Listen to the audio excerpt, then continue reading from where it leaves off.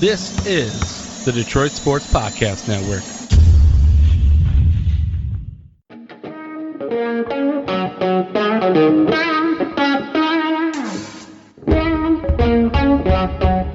The biggest icon in podcasting.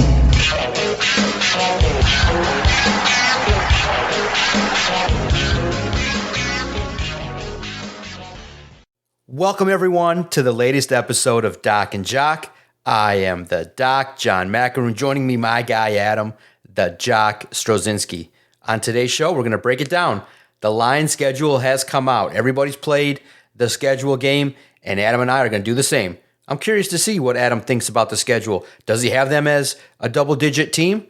Are there chances that the team could have a setback based on how the tough schedule starts at the beginning of the year, a little bit of a tough stretch after the bye, and then the Lions are the only team in the National Football League, the only team that will close the year out on the road against two divisional foes. And then to finish the podcast, we gotta continue to check in with the Detroit Tigers. Are they really the best team in the national? Are they really the best team in Major League Baseball? It's crazy to think about. They keep winning, and Tariq Skubal keeps dominating. The offense looks great. Cause it could be something where we might have to change our expectations.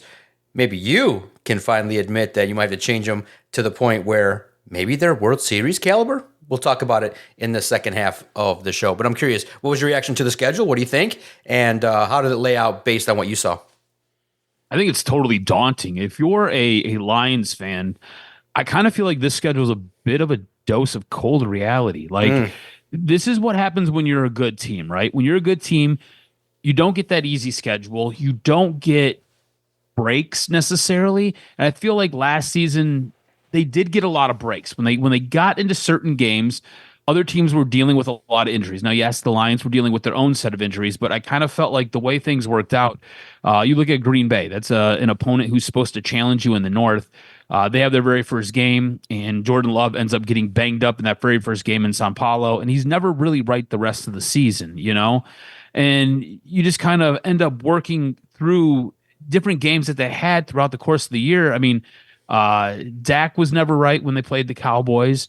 You end up, you had just a couple of different things that kind of broke your way with the way the schedule worked out last year. And you look at this schedule on paper, and you've got to be scratching your head saying, geez, Louise, oh my, like this is going to be tough, right? You could make the argument the Lions could be 1-5 in their first 6 games. And they could fall behind the 8 ball incredibly early, especially with divisional games to both Green Bay and Chicago to start the season off. So I feel like this schedule that they're looking at right now, if you're somebody who thinks that this team is going to win double-digit games, you're going to have to explain to me why. Because when this schedule was first announced and you go game by game, my initial thought was this is going to be a 9-8 team this year. It's going to be a 9-8 team. I don't feel like they did enough during the offseason. I don't feel like this team is necessarily in a position to really capitalize on the season that they had last year. And yes, look, arguments can be made. They're going to get healthy, especially on the defensive side. They're going to have guys coming back. They were decimated by injuries throughout the course of the year. But when you really break it down, Aleem McNeil is not going to be there until probably that Bucks, Vikings, maybe Washington game. If he comes back on time, you're not sure what you're going to get with Aiden Hutchinson. And I'm still not necessarily convinced he's starting the season. And if he does start the season, I'm more convinced that he's going to be starting on a snap count. So he's not going to be able to play the entire time. You didn't really do anything to address the edge position on this roster. And when you look at the offensive side of the ball, yeah, it's a very good offensive unit, just all around. You've got wide receivers, you've got running backs, you've got a quarterback who plays very good, and then you've got one of the best offensive lines in all of football. But you didn't necessarily add to any of it, and that offensive line, especially that left tackle position and that center position, they're getting long in the tooth. And I've been banging the drum that I've been unimpressed with Taylor Decker now for probably about 2 years, maybe a year and a half. Graham Glasgow, I kind of feel like at a certain point he's going to be a pirate out there because he's only going to have 1 foot. So, I don't think this team is necessarily as well equipped as they were last year when we got the schedule. We were able to go through it, and you could make your justifications for this being a double-digit win team, whether it be 11, 12. Some people had them winning 14 games. Last year they ended up winning. They went 15-2, which was awesome. But when I look at this schedule and I look at how this team is currently constituted, and I look at some of the injuries that they are still dealing with, I do not feel good that this team is going to have the ability to necessarily win 10 games, much less 9.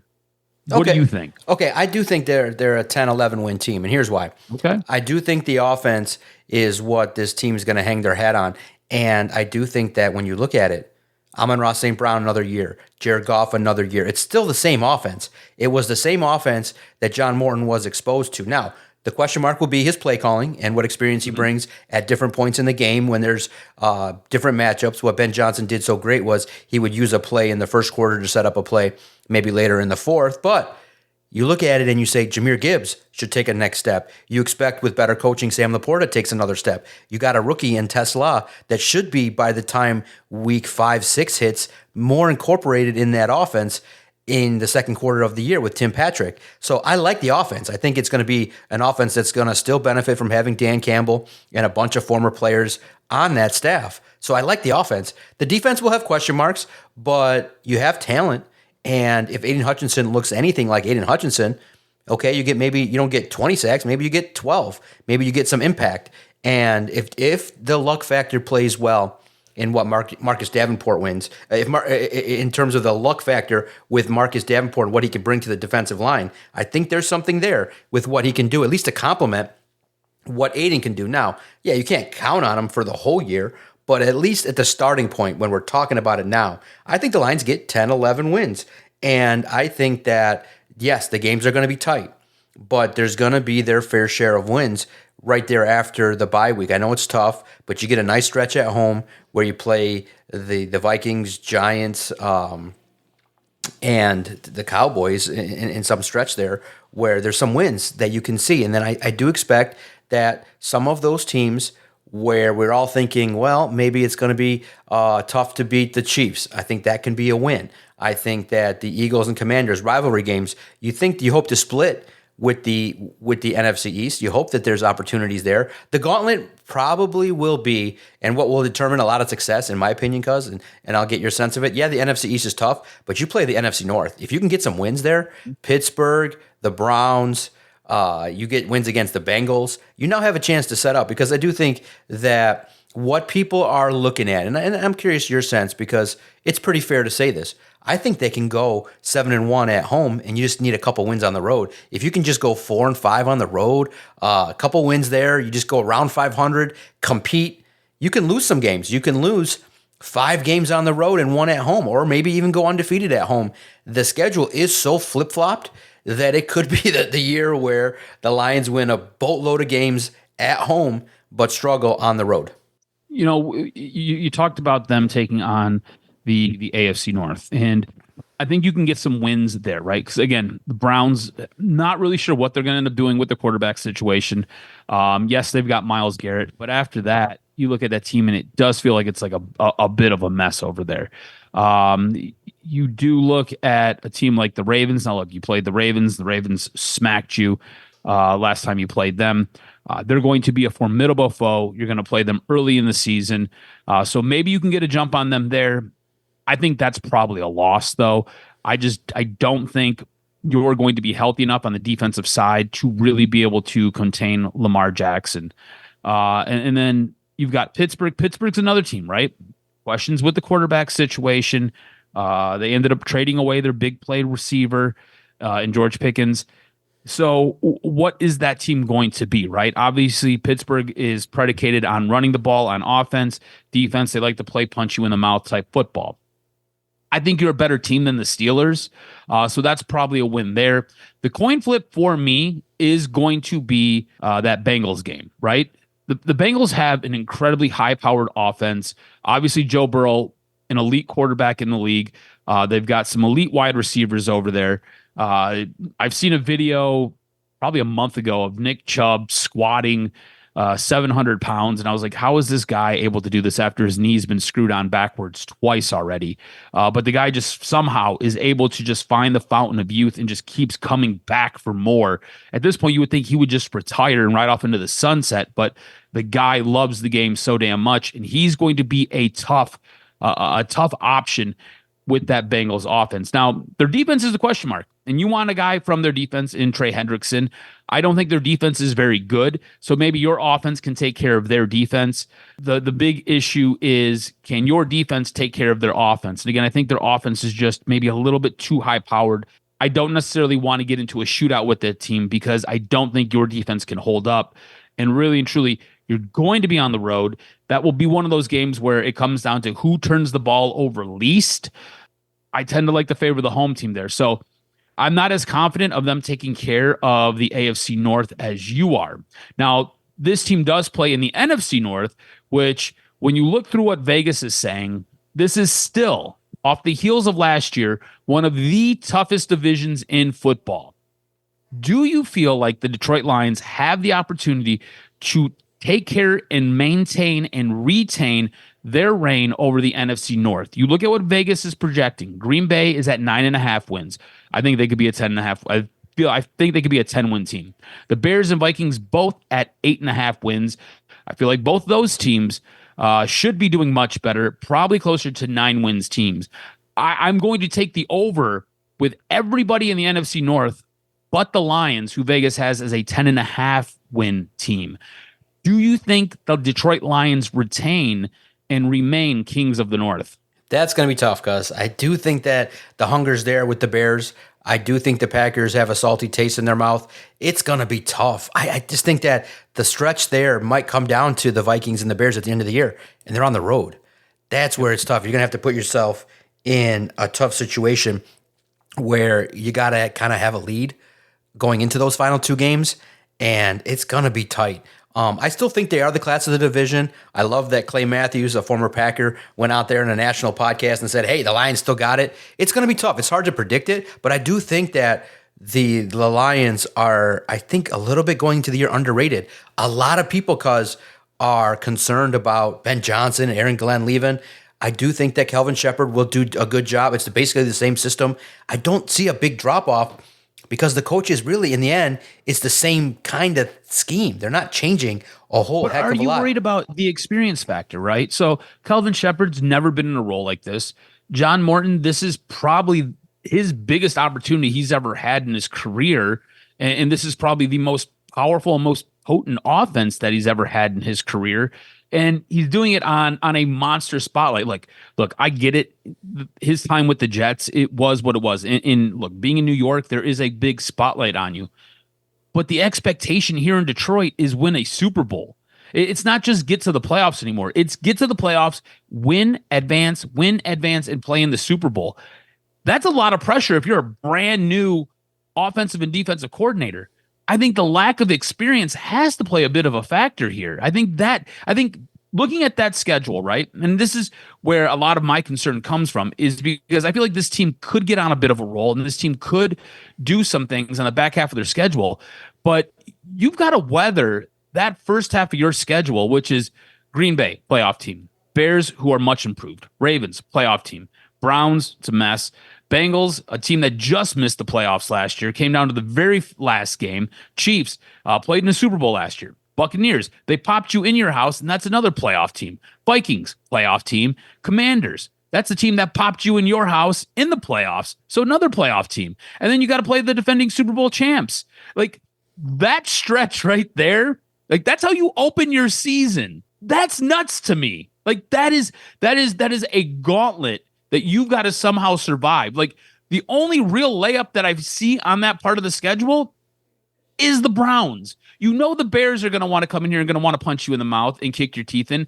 You know what Ben Johnson wants to do. Ben Johnson feels like he is the key for all of the success that Detroit had. He's a guy who seems like he's got a bit of an ego, and he just likes to go to Chicago and he gets it stroked. To me, you got to weather those games, man. You somehow have to come out on the positive end of all of that. I need you to be, I need you to have a 2-win lead over your losses by the time that's all said and done. That is a tough road to go, and I don't know if they're able to do that. And again, it comes down to the lack of moves by Brad Holmes on the defense. You've got guys coming off of injury, like Aiden Hutchinson, who was incredibly impactful last year. Lee McNeil, another guy who's incredibly impactful, and I don't know when we're getting him back.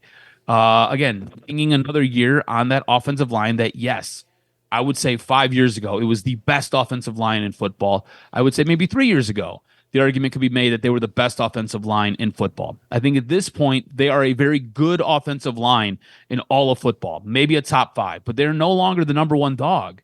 And it's just, to me, it's a lot of question marks that surround this team, especially saying that for a team that was 15-2 last year.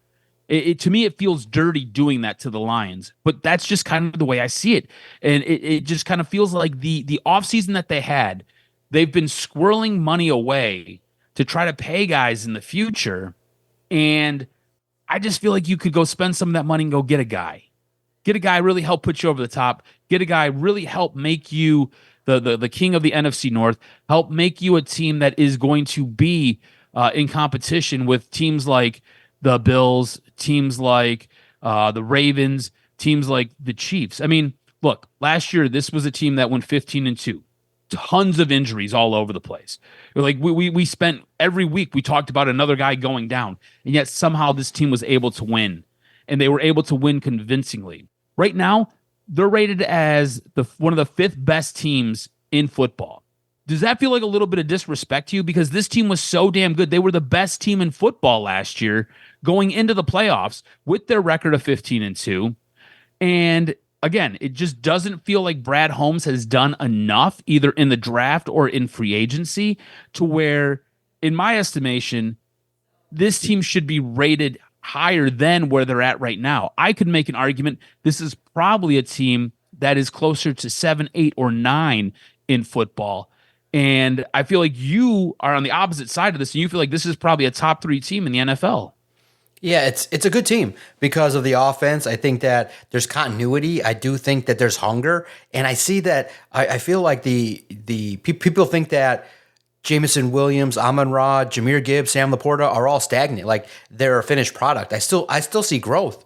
I still see Jameson Williams being a big part of that offense, explosive wise. I still see it's one of those deals where when you have a lot of the same players, it feels like it's tougher to say that they're just going to start losing games. Like they know how to win.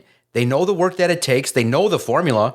And so why are people giving a lot of credit to Ben Johnson? He wasn't on the field. Like, I know coaching is important. It's very important.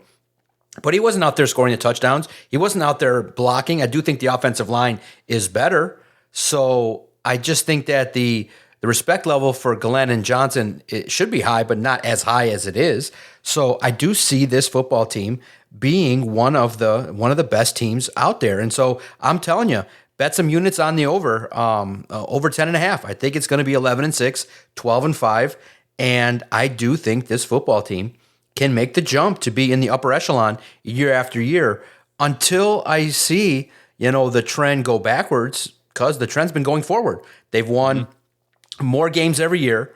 And yeah, they're not going to win 15, but they're going to be a competitive football team. Probably they're going to be some games where, yeah, you might lose a game to the Giants or a team like the Cowboys that you don't expect to lose. But this football team they have the right mindset. They don't get too high. They don't get too low. They got good talent. Yeah, I do see the concern at the defensive line spot with Lee McNeil being out, but you got a couple guys to try in Roy Lopez and Tyleik Williams. The rookies have a chance. The first couple at the top there with Isaac Tesla and Tate Ratledge and Tyleik Williams, the top can contribute sooner rather than later. So I like what I see from this football team, and I do see the concern level being at the highest level. Yeah, can they win a lot of playoff games? It's going to be a grind. I do think that you might have to add at the deadline. But going into the season, I'm optimistic that it can be a playoff team and a football team you can count on. I mean, what's your biggest concern that, that Johnson or Glenn leaving or the talent level? What's your biggest concern that the football team is going to stagnate? To me, it's just they're unknowns, right? You don't know what these guys are going to do, especially you don't know what these coordinators are going to do in pressure situations. Yes, I believe a lot of the terminology is going to be the same. I think most of the playbook's going to remain the same. The thing is, Aaron Glenn battle tested, right? We talked a lot last season. This team would get punched in the mouth in the first half. They would come back in the second half and they would mollywop you, specifically on defense.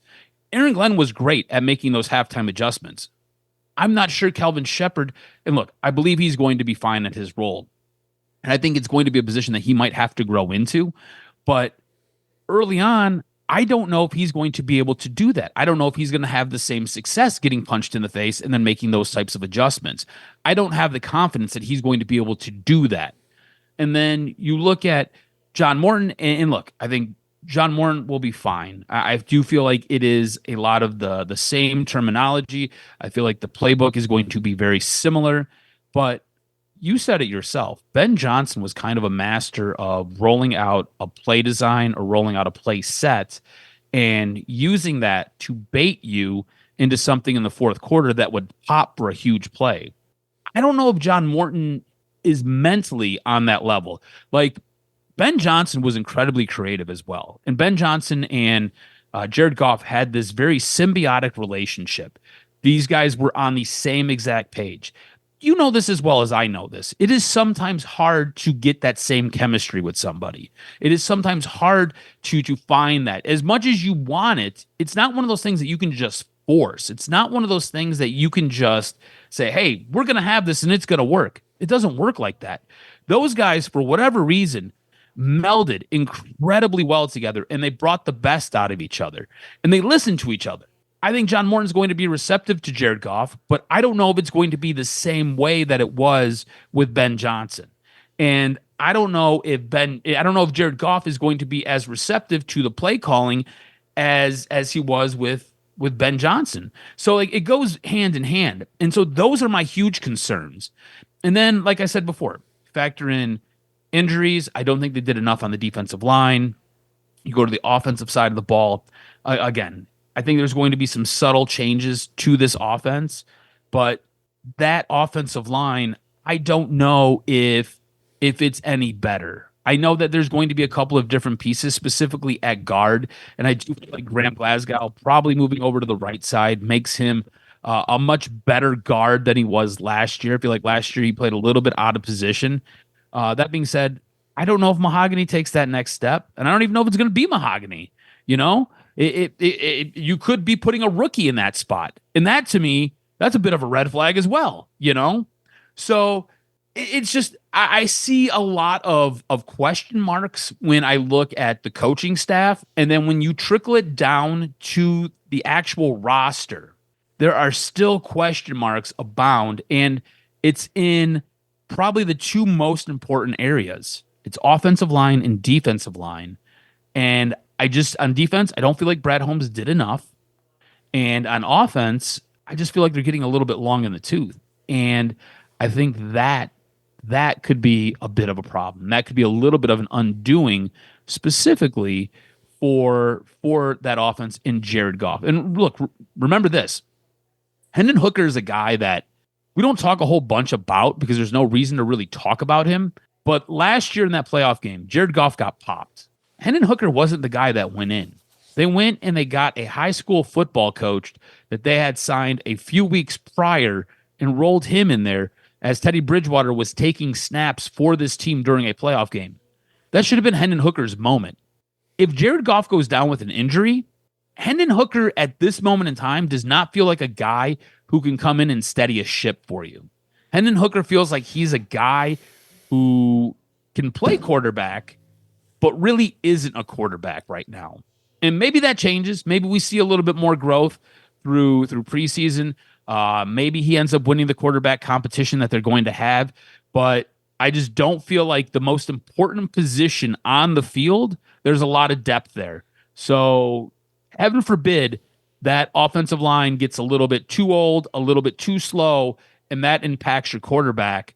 I feel like that happens, the entire season is gone, and you've wasted yet another year of your playoff window and your Super Bowl window.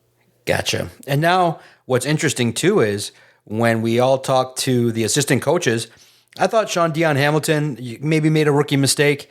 And as a young coach, I think he opened up a can of worms by the way he answered a question. And look, it's not hard to read between the tea leaves. When a player's on the last year of their contract, they're always going to be looking around about their money. Mm-hmm. And a player like Alex Anzalone, you pretty much knew that, making $6 million, he's underpaid. We all knew it. It's not new. Yeah, he did start retweeting a bunch of old stories that talked about how valuable he is. He showed support for Trey Hendrickson online. So it wasn't that difficult to understand. Yeah, he wants a new contract. But when a reporter says, hey, I don't think that is Alex Anzalone here, saying no comment opens the door of like, oh, are you concerned? Are you upset? Are you frustrated? Or saying that it's not my job, I think could have been handled just a little bit better to not bring the wolves to the discussion. I think the answer should have been, look, Alex is a veteran. And look, he's, in his 30s. He knows how to prepare. If he's here or not here, we expect he's going to be great for us. And kind of exactly what Calvin Shepard said directly, which is, look, man, he doesn't come to OTAs. It's voluntary. He can stay in Florida, be around his family. He knows the work. No problems with it. So Calvin directly handled it and addressed it. But look, it's out there, and now everyone needs to kind of talk about it because it's a fair point to make. Should Alex be a casualty of age and just say, hey, we drafted Jack Campbell. Can you give? See, it's tough because the general manager in me says, I understand he's 30 years old. He's going to be 31 in September. Do you give him just a charity year? And did he earn? I feel like he earned a charity year in regards to just 2 years. Everyone will say, well, what do you give him? Well, you give him 20, 25, and 26, and you give him $20 million. 2 years, $20 million. And you redo it. You give him 15 up front, a lot of guaranteed money, and he's good until 26. It could happen, but also at the same time, this is not a charity league. But he's a good player. You could also say to him, and I said this quite a bit, you let him play this contract this year, he balls out again, he's going to be highly motivated. It could cost you a little bit more, but he gets 2 years, maybe $30 million or 25 or 26. So there's a difference there. There's a gamble you take because he's still a good player, and there's been a lot of linebackers kind of showing some things in their mid-30s. So I would give him 2 years, let him stay till 26, get 2 years, $20 million, $22 million, $11 million a year. He's earned it. I think he's a good player, and you saw the dip in production of the defense drastically. Yards went up, yards per pass went up, the run game went up for the opponents in the second half of the year. So I think he earned it, and I don't think that you get really cash strapped if you give him a couple years and 20 million. Am I wrong? Am I being a little bit sympathetic, or is it time to say, hey, play your contract and we'll figure it out later? Well, I think initially, at initial glance, you're like, yeah, pay the man. Like, pay him. Do what you have to do to get this guy signed. The problem comes in when you start looking at what the Lions are trying to do. It really feels like the Lions are trying to hoard some cash so they can pay a couple guys in the future. Guys like Aiden Hutchinson, guys like Brian Branch, trying to make those guys priorities. That's why I had a big issue when they went out and they paid Kirby Joseph all his money, right? Like, Kirby Joseph's fine enough, but I don't think you'll argue me. Brian Branch is probably the better player to have if you have to pick one of those two safeties, just because Brian Branch can play multiple positions. Now, you look at Alex Anzalone, initially you're like, yes, pay the man. But isn't that why you drafted Jack Campbell? Isn't that the same role that Malcolm Rodriguez can give you meaningful snaps for? Don't you already have guys who can play that role? Now, you're right. The play from that position did dip when he got hurt last year, when he broke his arm. But you're talking about a role on a team where you've already got a bit of a logjam of players to take that spot. And then you look at what they did with early on in the season when they went out and they extended Derek Barnes. This guy's now making $8 million a year, whereas Alex Anzalone's making $6 million. I don't think anybody's going to tell you that Derek Barnes is a better player than Alex Anzalone. So this is where you almost feel like you have to do right by Alex Anzalone. And then you kind of look at what's going on across the league, and a guy like Nick Bolton just signed a contract. Nick Bolton and Alex Anzalone are essentially the same player. Nick Bolton's just a little bit younger, and I believe he's making like $16.5 million. So for me, I kind of agree with what you're saying, where you have to meet in the middle of probably that 8 million and that $16.5 million number. And it might just be one of those things where, hey, we sign you to a 2-year contract. Maybe we sign you to a 3-year contract, and one of those years are voidable, and we'll give you some money up front. But again, it kind of goes back to, well, why didn't you invest in your defensive line? Why didn't you go out and take some of that money and add there? Like you're willing to spend money on a guy like Alex Anzalone, who is, and look, he's a 30-year-old linebacker. We've talked about this a couple of times. Generally, once you hit 30, 31, you start to see a little bit of a decline. Everything kind of slows down a little bit. Guys don't recover as fast.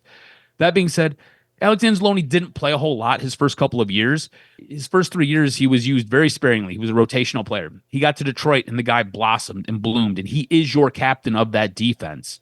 But at the same point, wouldn't you rather spend that $10 million on an impactful D end? Mm-hmm. Wouldn't you rather go out and trade for a guy like Trey Hendrickson, take some of that money and put that in that position to help your defensive line, which then helps your linebacking core, and you just tell Alex Anzalone, look, play your year that you've got left, and we'll readdress it in the offseason. And maybe you just let him walk because, again, you've drafted guys. You've drafted a guy like Jack Campbell, who's 25, who's making just over $2 million. You know, you've got a guy in Malcolm Rodriguez who has really showed up and showed out. And yeah, he got hurt last year, but this is a guy who you took in the 6th round. I don't think a whole lot was expected of him, and he's become a fan favorite. And when he does play, he does make plays. So maybe you just tell him to walk, and maybe you take that money and you pass it on down to somebody who can make a little bit more of an impact overall on that defense. It's a really tough question. Like, do you pay him or don't you? Because it's not like it's going to be a very minimal raise. This is going to be something substantial. And because it's a salary cap team, you've got to take from something else. And the thing that you and I have harped on a whole bunch is you've not done enough with your defensive end. You need to add another playmaker on your defense on that edge to be able to get to the quarterback.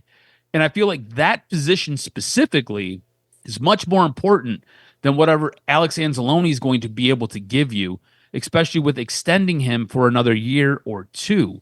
I would much rather put that money in a defensive end. Go get me somebody who's better than a Marcus Davenport. Go get me, if you can, a Trey Hendrickson. Pay him the money and let him do his job. Again, this is what was so damning about bringing a guy like Derek Barnes back. Like Derek Barnes, yes, he's a good player, but this was the first guy you signed in the offseason. It was like, okay, Derek Barnes, okay, yeah, $8 million is respectable, but like when it comes down to how Brad Holmes operates, he penny pinches, which is fine because it helps your cap, but like now we're here. And I feel like I would much rather pay Alex Anzalone that $8 million and bump him up to $12-14 million than give it to Derek Barnes. You know what I'm saying? So, look, as much as I like Alex Anzalone and as much as I would like to keep him here, if push is going to come to shove, I want to take that money and I want to invest it elsewhere. I want to put it somewhere else. And that may cause some rough relationships with a guy who has given you everything. And it feels dirty saying this, but he's got a year left on his contract. Go earn yourself some more money. Yeah, it's not a bad thing to say. It's look, it's your product of age. The team has said that, hey, we got Barnes, we got Jack Campbell. You may have to go younger. So I can see all sides of it. But what level of burning the bridge with their player would that be? You want him going into the year? If we didn't have a salary cap and we weren't, I think they've got like $40 million. Yeah, right. Yeah. So like if this is where we were at, yeah, like $42.5 million. If we didn't have $42.5 million left and you weren't looking to possibly add someplace else, and again, I feel like cap space money is just, it's all made up. You can find money when you need to find money. I feel like Jared Goff next season is going to be due for a restructure on his contract to free up more money. Yep. But, you know, if it wasn't a salary cap league, sure, man, go sign this guy. Give him $14 million, sign him for another 3 years, because I think you'll get some good production out of him for the next 3 years. But you're trying to allocate funds for more important positions. You're trying to allocate funds for a guy like an Aiden Hutchinson. I want you to allocate funds for another guy to put along Aiden Hutchinson, So you're trying to do those things. So at this moment in time, you're in your Super Bowl window. Is he a guy that is going to help you win your Super Bowl long term? Probably not. Is he a guy who's going to help you win it now? Yeah, maybe. I feel like this is a really weird sticking point that you're in. It is going to be a tough decision for Brad Holmes. And I think, look, it's Brad Holmes, man. He brought back Josh Pascal, who has given you nothing since he's been here. I'm sure he'll find the money and pay the guy, but I don't know if that's the best usage of the money. It'll be something for me to stand on a soapbox and bitch about later on. I gotcha. It's one of those deals where, you're Alex Anzalone and everyone's getting paid, and you're seeing all your colleagues on other teams getting paid. So you're like, man, $6 million. You just paid $8 million to Derek. You got to feel like you're on par with that. So maybe the Lions will come back. I do probably think they're between 8 and 11. And the team probably is like, okay, we'll give you 8. We'll give you what Derek Barnes is making. He's like, I see others making 9 to 11. So we'll see if they come to an agreement. It might end up being somewhere where he makes 9.5, 10 more guaranteed. So we'll see how it shakes out. But it's something to monitor with the Detroit Lions. But it's always interesting with the schedule game to see how it all works out. And I think that a lot of fans are right where Adam and I are, where you're kind of debating, you're kind of wondering how the team's going to shake out. But in the coming weeks, we'll start to get to see the roster in full with the rookies. So you'll have a couple opportunities there, and we'll get a sense of kind of where some positional battles will lie, and then we'll get our assessments to conclude the official year before the 5-week break before training camp. So it's very interesting. Let's turn our attention now, cuz how exciting is it to really talk about the Detroit Tigers? They just keep winning. It's so exciting, fun to watch. Javi's playing well. It's a team that you can come to like and respect. You can sit back, grab a beer, sit down, watch some Tigers baseball, and they just do everything well. They're pitching well. They execute. They hit home runs where one guy slacks, the other guy picks him up. You're seeing a baseball team that's just like, man, this is what it looks like when you have a great manager, you got an ace pitcher, you got young guys mashing the baseball. I do think the camaraderie is great with Riley Green and Spencer Torkelson. You're starting to see now the Veerlings and the Parker Meadows start to make their rehab starts, and their assignments are starting to see that maybe you're going to get them back sooner rather than later, because it's a good football team. I can't believe we're sitting here in the middle of May, and we're talking about the best team in baseball, because what the heck's going on with these Detroit Tigers? This is something where we may have to adjust and adapt our expectations. Look, I was the guy who early on didn't believe this team was going to be able to recapture what they did last season. I'm now a firm believer in this team, and you watch how they win these baseball games, right? Like you said, somebody's slacking, somebody else picks them up. You entered into the season, you lost 3 center fielders. Next thing you know, you're rolling out the corpse of Javi Baez, and he looks like he's the reincarnation of Willie Mays out there. And you're like, what the hell is going on here? And then he's hitting for average, and you're just like, okay, what the hell is really going on here? And you just kind of see how this team has evolved as the season has started, right? Spencer Torkelson wasn't your starting first baseman. He now is, and he's hitting incredibly well. That was something we didn't expect. And here's the thing you kind of mix in with all of it. You've had a couple pitchers go down. Those guys should be coming back soon. You've been able to kind of survive and weather all of that, and it's not really disrupted a whole lot. Sometimes you'll see a pitcher go down, and it completely disrupts the entire rotation and it disrupts the entire lineup, and it's hard for a team to rebound and to get back on track. That hasn't happened with this team. You lost arguably your second best pitcher and your third best pitcher in Reese Olson and Casey Mize, and you're still rocking and rolling with what you're doing out there. You are now getting ready to have guys come back. Parker Meadows is coming back. Matt Veerling is supposed to be coming back.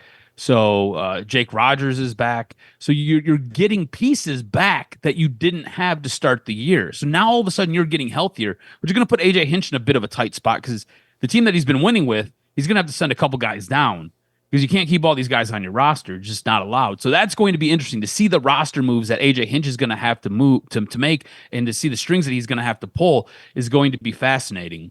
But again, it is one of those things where you watch this team fall behind in a game, and they're able to scrap and claw and they're able to come out the winner at the back end of the game. Or it's watching this team just kind of implode for a game, giving up 12 runs, giving up 11 runs, giving up 10 runs, and just not necessarily being as competitive as they need to be to win the game, but still fighting in that game. It's that fight in those games that they could just wave the white flag and walk away that really resonates with me and really stands out to me and really makes me a firm believer in what this team is going to be able to do later on in the season. It's those games where they show that fight, which is awesome. And it's because of those games where they fought, and yes, they still lost, and there are a couple of crooked numbers that are hung on them in those games. The following day, they come back, and it's just a different mindset. It's just, look, we're going out there, we're going to win this game. There's going to be no ifs, ands, or buts. This team doesn't let one loss spiral into multiple days, doesn't let it spiral into another series, doesn't let anything really get out of control. The way this team is winning these baseball games and the way that this team is able to keep everything in front of itself and just go out and handle business has me believing that this team is the number one World Series contender in all of Major League Baseball. This is the number one team out there right now because they're able to do it with this pitching staff. Their starting rotation is exceptional, one of the best in Major League Baseball. They're getting timely hits and they're getting key hits and they're getting hits from different guys. It's not just one guy carrying an entire lineup.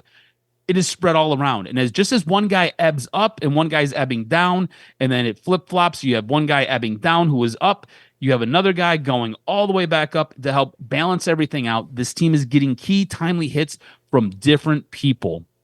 And then you look at the rotation. I think the rotation, or you look at the bullpen.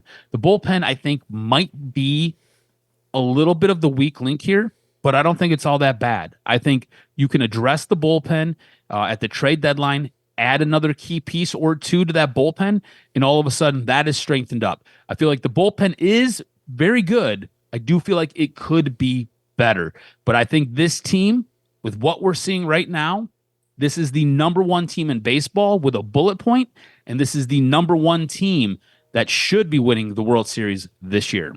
What concerns you when you watch the team? Is it the fact that, you're getting a little bit of contributions from guys that may fall off?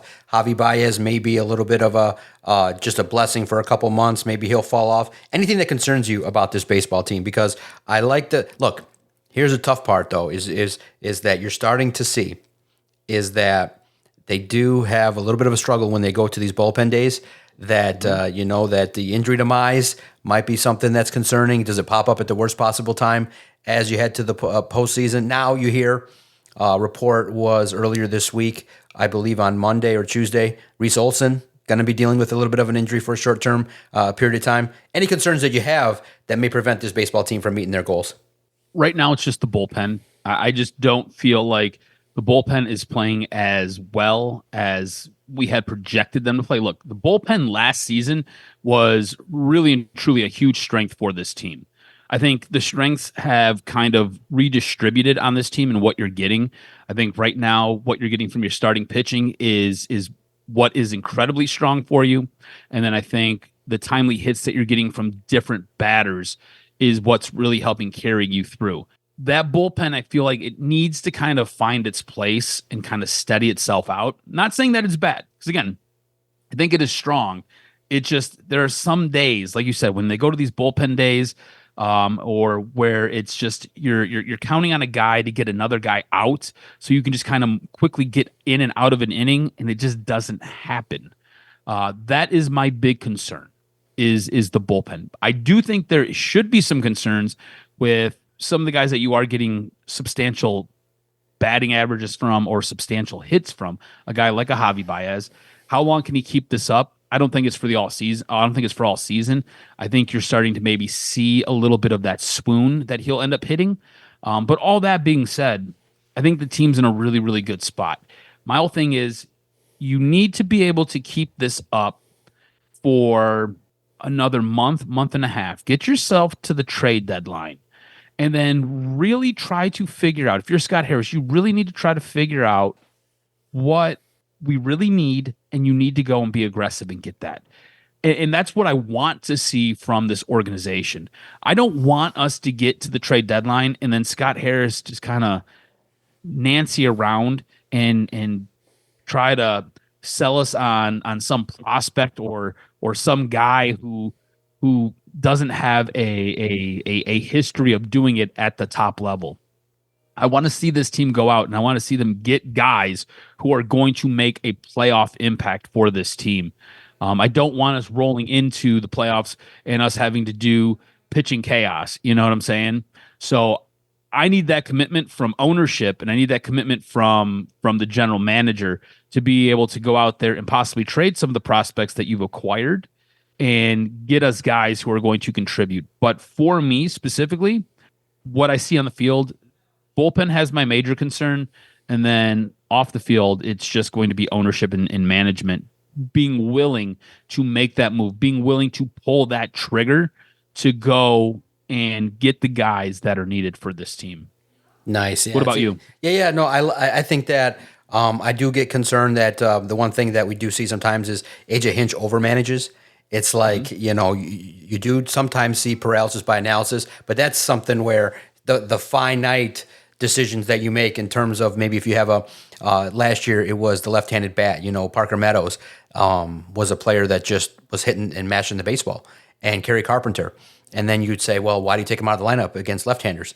It's like, well, I see the difference where there's so much numbers available, but sometimes you do have to go with feel and ride the hot hand. And they started to show that some of these bats can come up and do some things. So I'm curious to see how AJ Hinch manages the bullpen when there's opportunities there. Like the one thing that always, baseball geekniks pay attention to is, hey, if a pitcher, they seem to kind of go with this idea of matchups and, hey, sometimes you ride the hot hand, sometimes you let the guy stay in where maybe he's just a slight, another guy could come in and still do a little bit better, but you say, well, hey, this guy's, throwing strikes and he's getting outs, let him go another inning. So we'll see. I do think AJ Hinch is, man, it's amazing to watch someone at the top of their game just maneuver a baseball game and make it so that it gives your team the advantage. And Tariq Skubal is must watch. He is just like, he is literally going out there as if every day he goes out there, he knows he's adding another $1 million to his yearly salary. He's like, okay, yep, today I just went up to 41. Next day, yep, I'm up to 42. Yep, next day I'm up to 43. You guys keep waiting. It's going to get up to 50. Yeah, keep it going. And because I do think someone will invest in Tariq Skubal if it's not the Detroit Lions. So we'll see. If it's not the Tigers, I do think that a team in baseball will come calling and start paying. So we'll see. But these Tigers and Lions are making everybody excited to see what's going on, and the future's bright for the Pistons as well. So this renaissance continues in Detroit sports, and I'm glad and grateful to be a small part of it with my guy, Adam, the Jock Strozinski. Make sure you follow Adam on Twitter at AdamRSTROZ. Follow the network at Detroit Podcast. If you agree or disagree with anything that we've said, if you think we're way off on the schedule talk, or you think the Tigers are guaranteed a shoo-in to be in the World Series, let us know. Hit us up at Detroit Podcast. Thanks, everybody, for listening, tuning in. This podcast is sounding better since our little Skype change. I'm excited. I like it. Sounds more bold and crisp in our new recording style. So kicking off May strong and going into the summer months, always excited to break down everything happening in the world of Detroit sports. Thanks, everyone. I look forward to breaking it all down next week on the latest episode of Doc and Jock. You fucking podcasters. I said don't let them in here.